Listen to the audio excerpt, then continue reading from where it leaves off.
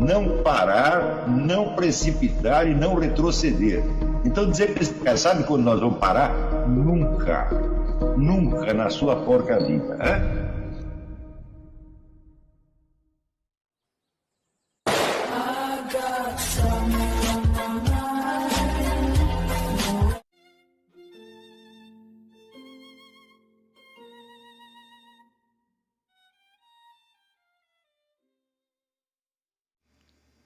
E aí pessoal, tranquilo? Então vem aqui antes do vídeo começar, pedir para vocês se inscreverem, quem não for inscrito, compartilhar, curtir, comentar. Quem puder seja membro do canal, que isso ajuda bastante. Tem também o link do Apoia-se. Quem puder ajudar nosso canal e apoiar financeiramente vai ser muito bem-vindo. Mas o mais importante é transmitir o conteúdo e os conhecimentos do professor Olavo de Carvalho para mais e mais brasileiros. Então compartilhe e ajude aí nossa causa. Muito obrigado a todos os membros, apoiadores do canal. Fico muito feliz. Tenho certeza que a gente está no caminho certo. Então fiquem com o vídeo e até mais. Valeu! Por que isso acontece? Porque as pessoas não entendem a verdadeira natureza do Estado. Acreditam que o Estado é apenas uma entidade que se mantém pelo poder material, né? Pelo poder de polícia, pelo controle da economia, etc, etc. Não entenderam a verdadeira natureza do Estado. Para entendê-la, você tem que recuar 200 anos e ver o que Hegel escreveu a respeito do Estado, que foi o sujeito que mais entendeu o Estado no mundo. Hegel dizia o seguinte: o Estado é a máxima criação da inteligência humana ao longo de toda a história. Isso é verdade. O ser humano inventou alguma coisa maior, mais complexa, e mais racionalizada do que o Estado? Nunca. Então, peraí, você não está discutindo com um idiota qualquer, com um grandão bobo que só tem o poder porque está com um porrete na mão. Não é assim. O Estado, ele tem, vamos dizer, a superioridade do domínio da razão, porque ele é a incorporação máxima da razão. Tanto ele é a incorporação máxima da razão, que se você pegar o conjunto das ciências existentes, que por sua vez também pretendem ser encarnações da razão, você verá que, como não existe uma ciência unificada, não existe nem pode existir, nunca existirá uma ciência unificada, quer dizer, uma teoria geral de tudo. Isso quer dizer que o mundo da ciência não é unificado na esfera teórica ou intelectual. Ele só é unificado por via administrativa e burocrática. Você pega uma universidade, aí temos aqui o departamento de biologia, ali o departamento de psicologia, aqui o departamento de economia, ali o departamento de história, etc, etc. O que unifica tudo isso? Uma entidade administrativa e burocrática, que é a própria universidade, a qual só existe por permissão do Estado. Então, se as ciências só têm unidade na esfera administrativa e burocrática, significa que o cume da racionalidade científica é a administração estatal e não o conteúdo das ciências. Tanto que uma descoberta científica, uma suposta lei científica, descoberta por seu fulano, por mais cientistas que a endossem, ela só adquire autoridade pública na hora que o Estado a endossa e a transforma em lei. Fora disso, ela continua sendo apenas uma opinião. É isso? Então, por exemplo, quando aparece para a teoria da evolução, era apenas uma teoria, uma ideia que um cidadão teve. Foi lá, observou uns animais, pegou umas conchinhas no Brasil e tal, e chegou à conclusão, o negócio foi assim. Era apenas a opinião dele. Daí começa a discussão. Segue essa discussão por décadas. E cada um pode ter a opinião que quiser. Não há, essa teoria não tem uma autoridade universal. Porém, chega um dia que o Estado diz: ensinar isto é obrigatório nas escolas e ensinar o contrário é proibido. Virou verdade universal. Quer dizer que a instância última decisória de todos os debates científicos não é nenhum cientista, não é nenhuma organização científica, é a administração estatal. Estão entendendo? Isso significa que o poder do Estado é uma coisa imensamente mais profunda do que os liberais e conservadores imaginam. Por exemplo, se chega aqui um economista liberal, como Von Mises fez, chega, faz as contas e diz: olha, uma economia liberal é muito mais eficiente do que uma economia estatizada. Ele tem razão, isto é verdade. Só que o seguinte, a economia é apenas uma ciência no meio de 400. ela não pode ter um poder de influência superior ao de todas as ciências juntas, que se unificam na hierarquia administrativa no topo da qual está o Estado. Portanto, uma teoria científica, por mais verdadeira que ela seja, não tem poder nenhum contra o Estado. Daí aparece o político liberal que leu von Mises e disse: o velho está certo, nós temos que fazer isso, temos que liberalizar a economia. Como vamos liberalizar a economia? Nós nos candidatamos a deputados e senadores e votamos leis. Ou seja, nós liberalizamos o Estado através do poder estatal. Agora, é óbvio que o poder estatal jamais se diminui, né? Ele se expande por outros meios.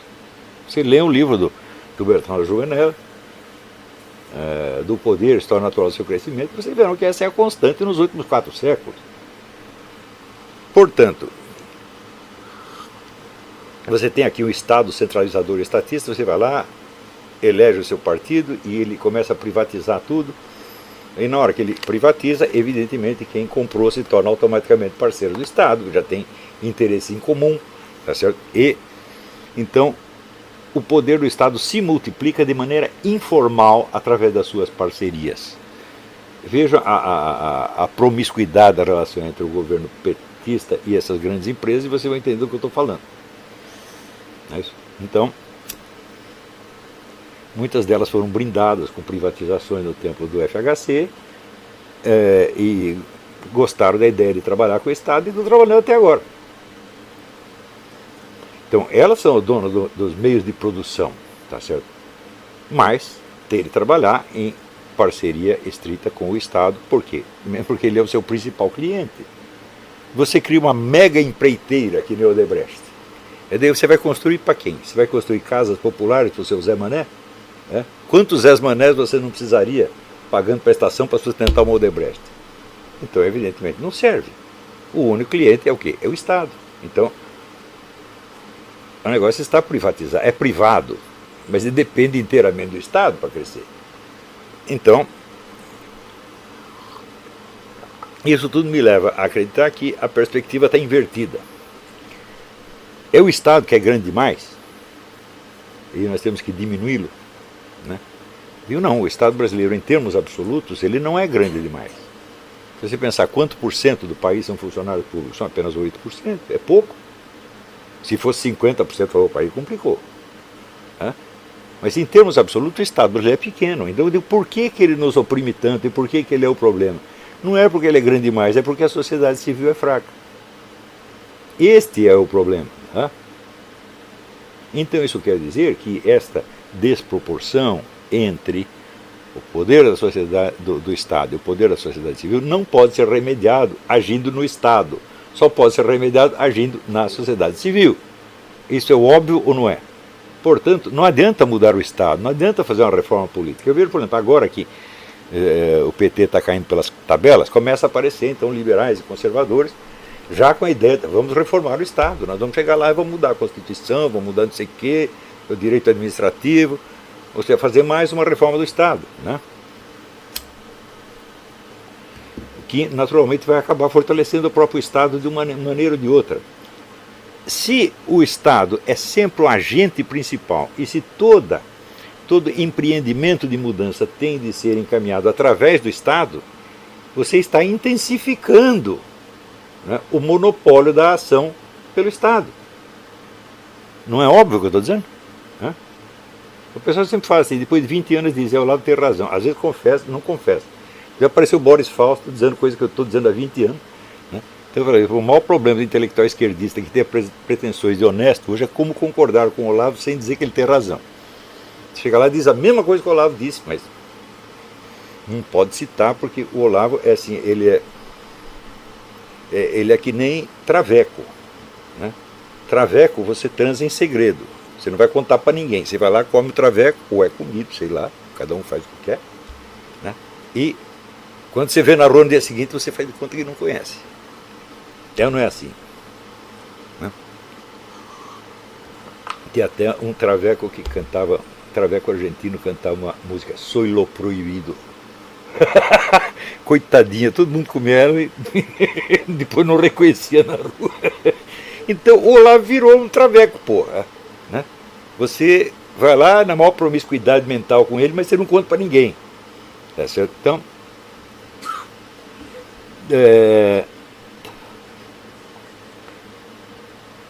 o que acontece é exato o que eu estou dizendo agora, amanhã ou depois todo mundo vai estar dizendo.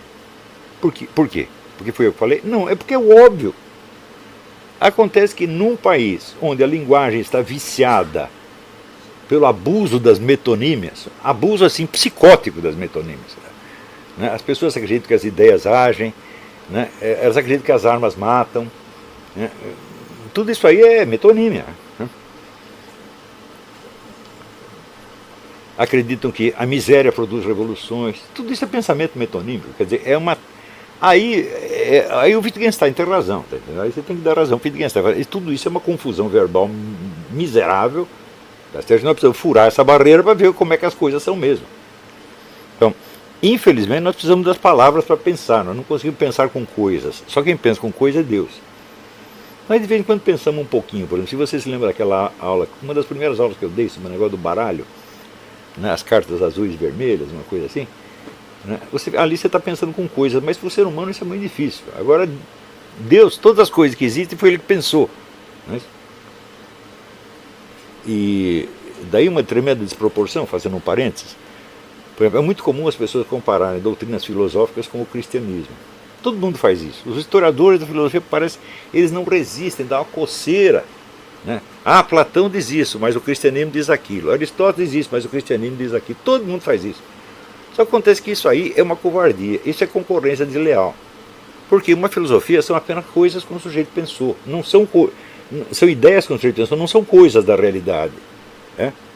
Agora, a ação do cristianismo no mundo, a ação do Cristo, é uma coisa que aparece na realidade material. Né? Os milagres do cristianismo acontecem no mundo material.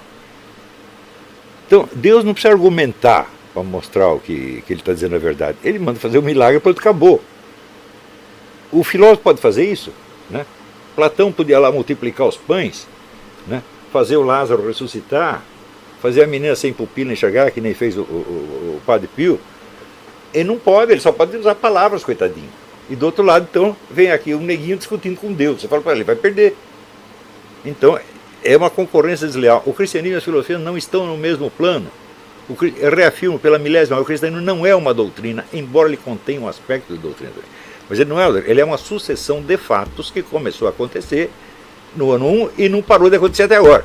Os milagres continuam acontecendo. Veja os vídeos do Dr. Ricardo Castanhon e vocês vão entender. Quer dizer, que raio de coisa é esta? Cai uma hóstia no chão, o nego manda examinar a hóstia e descobre que ali é sangue, e que o sangue está pulsando, está vivo. Eu digo, o que é isso? Quem pode discutir com uma coisa dessa?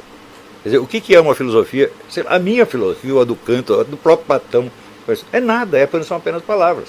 Então, a tradução doutrinal do cristianismo se parece com uma filosofia, mesmo porque os teólogos usaram muitos conceitos que aprenderam na filosofia grega.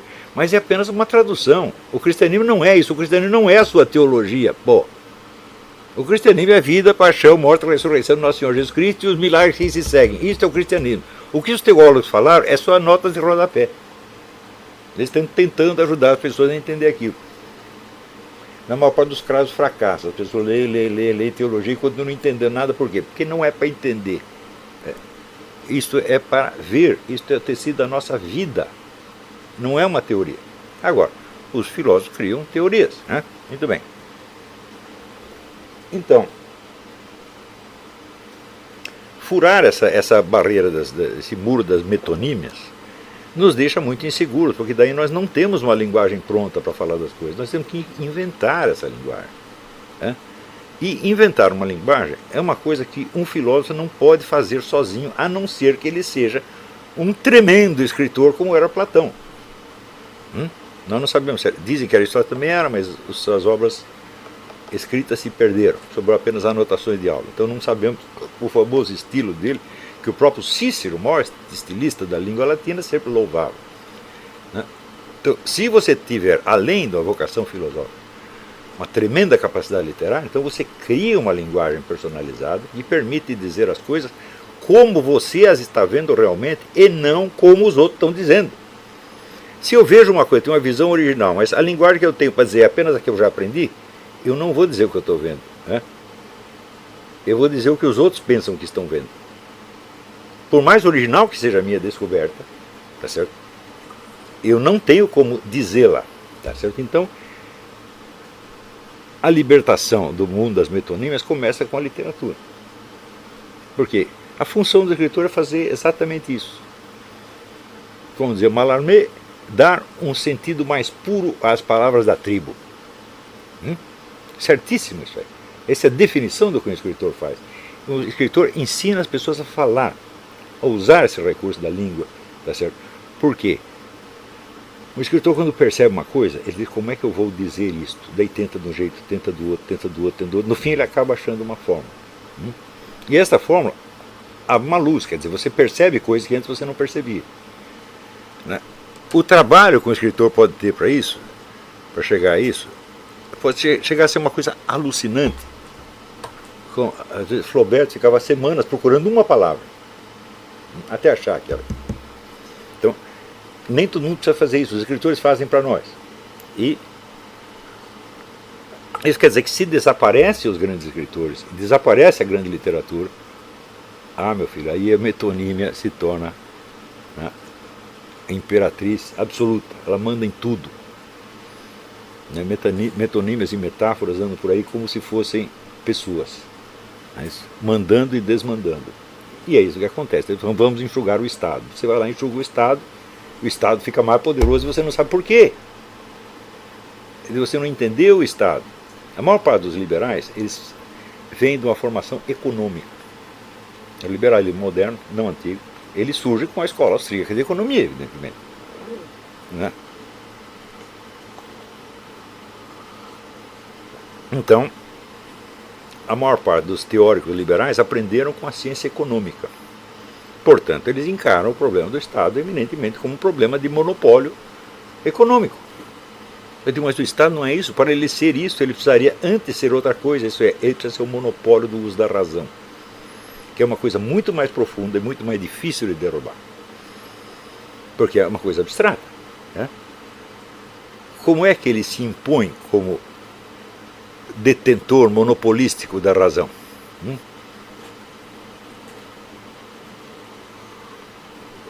Ele impõe os padrões de linguagem e ele impõe o critério do verdadeiro e do falso, inclusive nas ciências. Nenhuma ciência tem autoridade contra o Estado. Por quê? Porque é o Estado que a legitima. Se você for contra o Estado, o neguinho caça o seu diploma. Você é economista, você começou a encher muito o saco do governo, ele caça o seu diploma. Pronto, você não é economista mais. Ou põe você na cadeia, como puseram o Mano Ilesco. Foi para a cadeia, morreu na cadeia, ainda foi fuzilado em efígie depois de morto. Então, a autoridade da ciência é nula fora do Estado, ainda quando ela diz a verdade. Ela pode ter uma autoridade similar à filosofia, que é a autoridade, vamos dizer, da persuasão pessoal direta. Quer dizer, você lê a teoria do cara e fala, ele está certo. Mas isso não vai dar, vamos dizer, a veracidade da teoria não vai dar a ela autoridade pública. Só o Estado pode dar isso para ela. Então, nenhuma ciência pode discutir com o Estado, ela já perdeu de antemão. Inclusive a ciência econômica liberal. Ela pode vencer assim na base da previsão, quer dizer, ela faz uma conta, olha, isso aqui vai dar bode dali para dentro, então vai dar bode mesmo. Quer dizer, então, em teoria, o nego venceu o Estado, mas vitórias desse tipo eu já obtive um milhão. Né? Eu digo, olha, vai acontecer tal coisa, e acontece. E daí? Que autoridade tenho eu para mudar o curso das coisas? Nenhuma. Eu só posso avisar. É isso. Mas se milhares de pessoas querem se ferrar, eu não tenho autoridade para mandar elas parar. Tá certo? Eu estou longe, ainda bem estou longe, mas eu gostaria que ninguém se ferrasse do jeito que está se ferrando. Mas eu não tenho capacidade para puxar as rédeas da sociedade e dizer, vocês estão indo para o caminho errado, vamos mudar. Eu não tenho essa autoridade nem esta pretensão. Tá certo? Né? Muito menos espero que Deus me perdoe os meus pecados só pelo fato de eu ter defendido a honra do nome dele perante uma plateia irrisória num país periférico insignificante. Ele vai perdoar porque ele me ama a despeito do imensurável ridículo dos meus esforços. Né? Então isso é tudo que eu posso fazer e tudo que qualquer outro no meu lugar poderia fazer. Mas há uma coisa que a gente pode fazer, que é exatamente alertar as pessoas quanto a um erro cognitivo que elas estão tendo. Quer dizer, acertar a lente para que elas foquem o objeto real e possam agir sobre ele, ainda que de maneira muito modesta. Mas uma coisa é assim, bom, quando você está vendo o urso, pode ser que você acerte o tiro, pode ser que você erre, pode ser que ele morra, pode ser que ele não morra, pode ser que ele sobreviva ao tiro e coma você, tá certo? Mas se você não vê o urso, não tem esperança de nada, né? Então, o pessoal liberal e conservador está errando porque eles pensam que o problema é o tamanho do Estado. É a força do Estado. Não é, é a fraqueza da sociedade civil. O Estado brasileiro só é forte porque a sociedade civil é muito fraca. Na verdade, o nosso Estado é impotente para fazer qualquer coisa. 99% das coisas que ele tenta fazer não consegue. Ele é impotente para se administrar a si próprio, coitado. E você ainda quer diminuir o bicho? Aí vira que nem aquele debate do Ciro Gomes com o Rodrigo Constantino. O Rodrigo Constantino dizia, não, o seu ministério precisa reduzir despesa. Ciro Gomes disse, reduzir onde? Quais? O outro não sabia. Quer dizer, realmente não é fácil você reduzir despesas do ministério. Porque quando você vai ver, o orçamento do ministério já está deficitário. Então, é um Estado deficitário, sim, mas a população é mais deficitária ainda. Então ele ganha. Quer dizer, são dois pobres miseráveis, tá entendendo? Um que se gabando, olha, eu tenho um sanduíche de mortadela, você não tem nada. É isso. Né? Então, eu lembro aquele filme do Mel Brooks, que ele é um milionário que ele aposta que ele consegue viver com um mendigo durante um mês. E daí ele vai viver lá num favelão e tem um outro mendigo, mas o mendigo é louco, e o mendigo imagina que ele próprio é milionário. Então ele começa a discutir com o milionário para dizer quem tem mais dinheiro. Eu tenho mais dinheiro, não é você. E começa os dois trocar soco, dois velhos loucos. Né? Então, isso, olha, o Brasil, a disputa entre o Estado brasileiro é isso aí. Dois miseráveis discutindo numa favela para ver quem é mais rico. Então, o problema é a fraqueza da sociedade civil. Ela é fraca desde o início. Ela já começou fraca. Começou pelo fato de 50% da população ser escrava. Isso quer dizer, 50% não são cidadãos, eles são coisas que você pode fazer o que você quiser com eles, você pode chutar, bater. Quer dizer, também não era assim, quer dizer, os caras matavam um escravo e ia para a cadeia do mesmo jeito, né? Mas podia abusar, usar e abusar das pessoas, né? Então, você imagina essas pessoas todas quando veio a libertação dos escravos, imagina o sujeito diz, pô, agora eu sou um cidadão brasileiro, eu posso fazer acontecer. Fala, nada, eu vou para a favela e vou me ferrar lá. Isso que aconteceu realmente.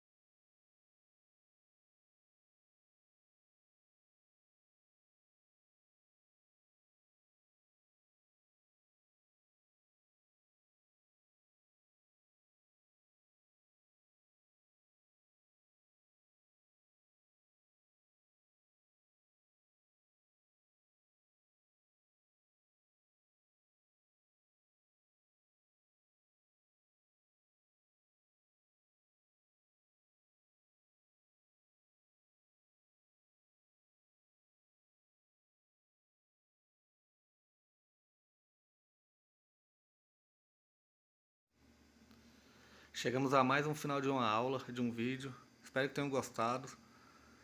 Quem não se inscreveu ainda, se inscreva, compartilhe, comente. Ajude o nosso canal, apoie, seja membro. E ajude o nosso canal a chegar a cada dia a mais brasileiros que precisam muito do conhecimento do professor Olavo de Carvalho. Então é isso aí, fique com Deus, até o próximo. Valeu! Então é isso aí, pessoal. Que é o nosso canal. Que são alguns livros que eu já li. A maioria foi doação, mas alguns eu adquiri, professor Olavo de Carvalho. Alguns livros se perderam aí que eu emprestei. Professor Alexandre Costa. A Bíblia Sagrada.